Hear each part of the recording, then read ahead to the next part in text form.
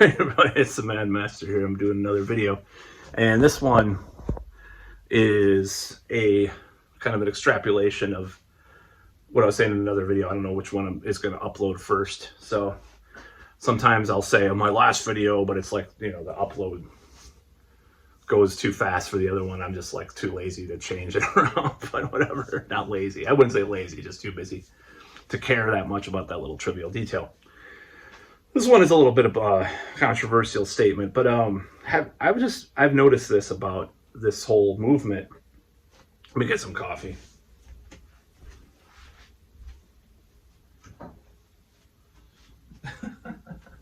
Check this out. It says genius at work. So, I was looking for Boss. I found one at Spencer's Gifts. I'm gonna probably buy a Boss mug.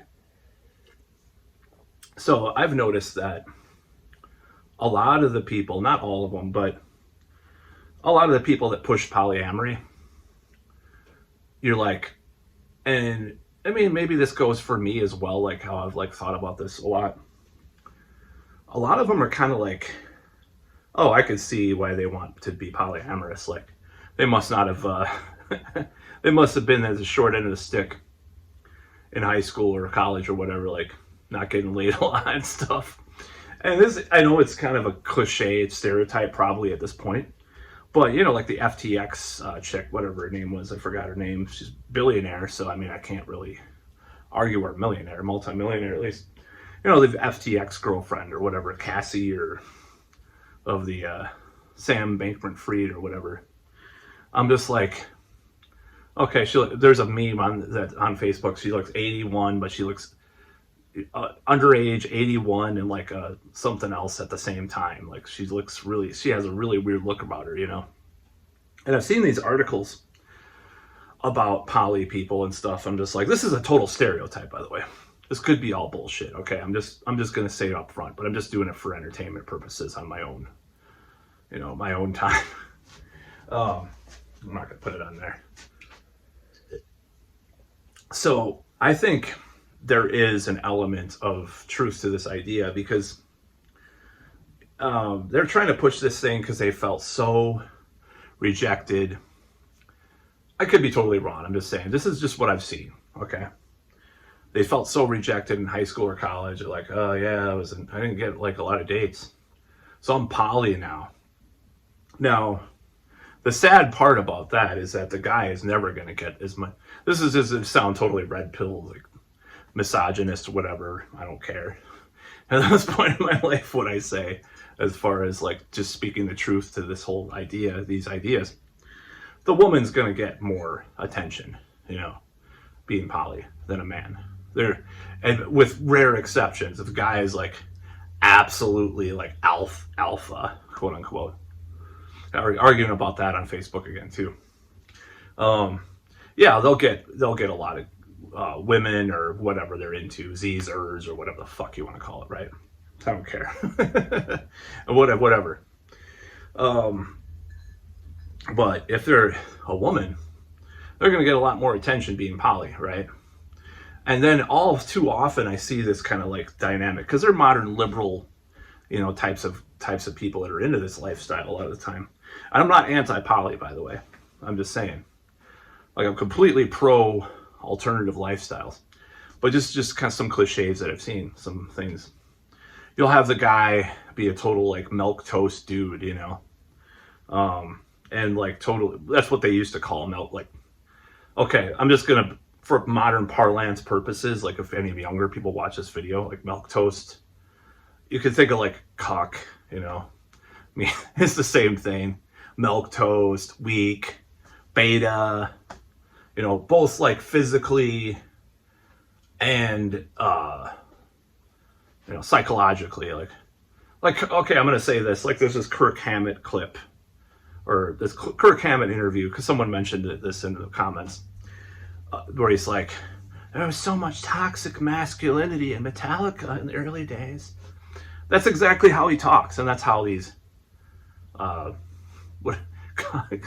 don't know what to call it. Milk toast kind of guy will talk like really passively, a little more stereotypically effeminate in a way, not gay, not like a lisp, but like just like this way of talking And I see this a lot with the man in the poly relationship. Not a lot, but I'm just saying, like, this is stuff I've seen. This is just like a stereotype that maybe I'm inventing this in my head, but I just want to talk about it because I think it's funny anyways. Even if it's untrue. It's very toxic. So, like, making fun of people. I don't believe in violence, I don't believe in anything like that, but I'm just saying, making fun of people is okay sometimes, right? I used to rebel against making fun of people, too, like, as a kid, because I got made fun of, so. But maybe this is my revenge on these people that are just so fucking smug on Twitter and stuff, too, I guess. I don't know. But yeah, you'll see this cliche, and they won't, like, stand up for themselves in relationships, and, because I think I like equitability. I like things to be equitable in relationships. I don't like this whole this new red pill, what's it called? Thing where you're the man, blah, blah, blah. It's like, I don't like that, but I don't like being a weak milquetoast cock either, beta. I like a little balance, So I don't believe one way or the other as far as the extremes. Now, I do see this in poly, though. I see this a lot. I see this in poly couples and stuff. It's like this guy, because I see these articles and stuff. I read about them, and I see these. Like, there's this infamous article. This is enormous blue or green-haired woman that has like 5 live-in boyfriends, and you're like, I can see why they're poly. Meaning, like, it's like the opposite of scarcity, like. But it's like the flip side of scarcity. It's like, oh, well, I have to be poly because I don't know what's going to happen. I mean, this is kind of thoughts that I've had too. Like, well, this one relationship is, if you have to, it's like, I'm going to go into like a little bit of seduction material here, seduction community material, a little bit in kind of philosophical thought. Maybe not David D'Angelo level of stuff, but, whatever, so this is my theory or hypothesis or whatever you want to call it. So it's kind of like an extrapolation of scarcity mentality where, well, I don't want to lose this one person, so I'm going to open up the relationship so I go, is this in case I lose them and then I have more going on? And there could be genuinely some people that just operate that way, that they can't be with one person. I'm beginning to question if I'm one of those people. That I'm beginning to wonder if I'm one of those people, or if I'm, I can't even, the semantics are wrong. I think I might be one of those people sometimes. So the whole idea is, when you're having these poly kind of situations, some of them just seem like it's like the flip side of the, I'll be with this person even though they're totally not my type and I'm not physically attracted to them for 20 years, and then they call the shots, man or woman, right? And yeah, as you can tell, I grew up with a lot of bad shit around me. That's why I'm so fucked up in relationships. Anyways, it's like seeing these situations, seeing the poly thing is like, this is like their prescription for that kind of thing, but like it's almost coming from the same place. So it kind of has bad effects too. It could have bad effects too. Now, a person that's naturally polyamorous or naturally like wanting to be that way, that's an exception. But I think this happens a lot, though. I think this kind of thing happens quite a bit where, the relationship's opened up because they're scared of losing the person. So let them explore, or whatever, But the people that are most scared of losing people are fucking ugly, period. Or unattractive in other ways, physically ugly or unattractive in other ways. That's my thought, So this is a controversial thought. I could be totally full of shit, and I'll be willing to admit it. I don't care if I'm bullshit. I just like expressing myself. But I do wonder if I'm not that person too, not the ugly person. I mean, I know that I'm not exactly a GQ model or something like that, especially with my hair right now, but I gotta comb it. But it's getting pretty messy because I'm growing it out a little bit. So, but anyways, that's not even what it's about.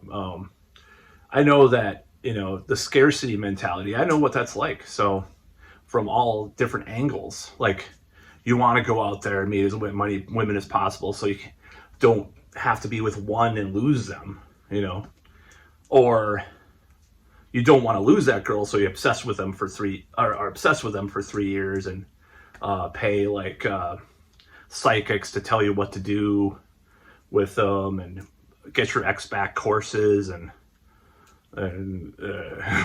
do magic rituals, I guess, to get him back and stuff. I'm not saying that I know anybody that's done that. No, I don't know anybody that's gone to that extent to get an ex back.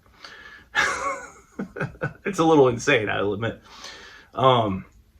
Totally out of that kind of stuff, by the way. I think it's really counterproductive, and I'm not going to say evil, but like AI art was the first face of evil that I've seen in my life, pretty much. Like the most evil I've seen. It's hard to explain. It's like this weird feeling inside. I don't feel things like I think about things more than feel things a lot of the time. That's part of like the air sign thing, I guess, or whatever. But this article about people that believe astrology are less intelligent and more narcissistic. Yeah, maybe people that read the fucking like daily horoscopes, but not people that are actually involved in the maybe pseudoscience of astrology. Chris Brennan or Austin Coppock are very smart people. Why? How the fuck did these articles come out? These smug atheist bastards. Anyway, just a little side rant. But yeah, I don't think that all the poly people that call themselves poly, are necessarily like in it because they just naturally feel like they can't be with one person or whatever. I think a lot of them are out of it for necessity sake in a certain way. I mean, maybe there's part of them that convinces themselves. It's like a lot of these things, like the gender thing. Like there's different, to say it's all one thing, uniformly all across the board. Like I feel like a woman, so I should be a woman. There's other factors that are at play, is my point. Or I feel like I should, whatever. There's always all other factors, regardless of how un-PC that is. Went down the wrong chute. So yeah, I think making fun of these things is kind of funny, because like that article, there's an infamous article, you look it up. It's like I don't know who published it. I think it was like Daily Mail or some shit. Like this woman with 5 boyfriends, and she's enormous, man. I mean, she could eat 2 of me, this woman. And the guys a couple of them are fat too, but they're like geeky looking skinny guys that look really dorky. Like, oh yeah, I could see how it can all be into this one chick because they can't get anybody else because they're autistic and have social anxiety or whatever, and are ugly as they make Iggy Pop look like Marlon Brando or something. You know what I mean? I'm just like, I don't know. I was just thinking of these comparisons. In comparison, I mean, whatever. People consider me shallow. Maybe I'll do another video about that. Anyways.